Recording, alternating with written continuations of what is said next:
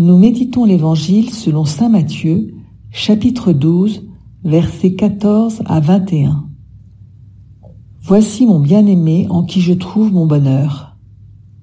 En ce temps-là, une fois sortis de la synagogue, les pharisiens se réunirent en conseil contre Jésus pour voir comment le faire périr.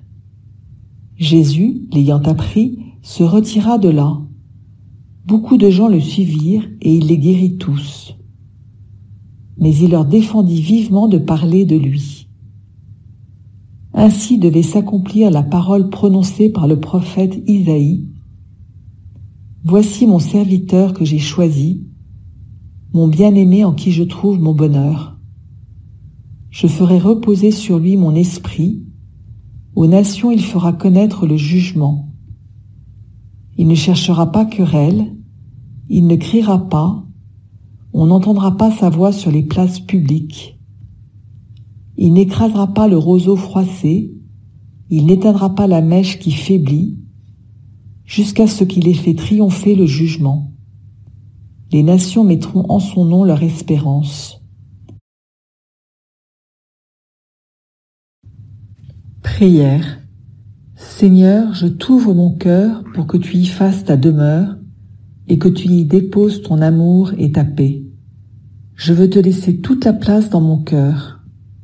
Envoie ton esprit d'intelligence afin que je puisse comprendre ta parole. Demande. Fais grandir en moi ton cœur de compassion et de miséricorde. Réflexion. Premier point. Une fois sortis, les pharisiens se réunirent en conseil contre Jésus pour voir comment le faire périr. L'Évangile d'aujourd'hui nous parle de l'attitude des pharisiens et se situe juste après que Jésus a guéri la main paralysée d'un homme le jour du sabbat. Jésus dit : « Il est donc permis de faire le bien le jour du sabbat. » Matthieu chapitre 12, verset 12. Cette guérison fait réagir les pharisiens qui enseignent au peuple ce qu'il est permis de faire ou de ne pas faire le jour du sabbat.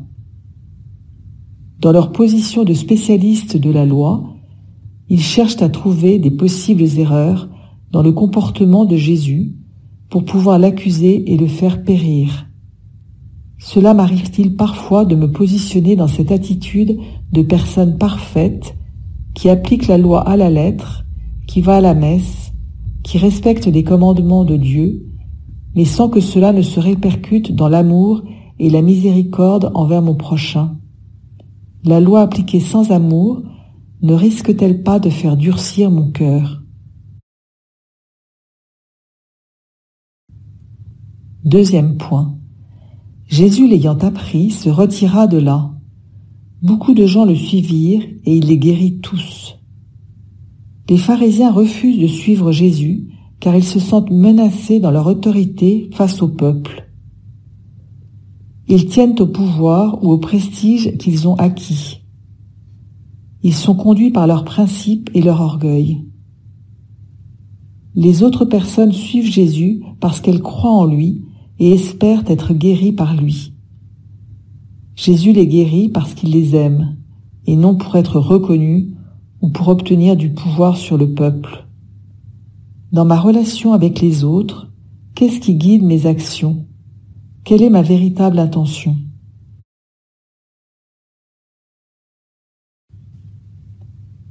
Troisième point.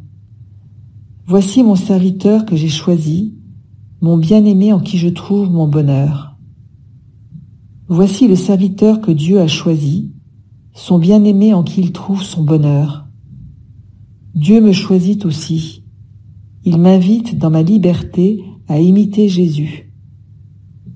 La mission de Jésus s'accomplit selon les paroles d'Isaïe, soit sans querelle, sans cri, sans confrontation, sans honneur sur la place publique, sans abus de pouvoir, mais dans l'humilité, l'amour et la miséricorde.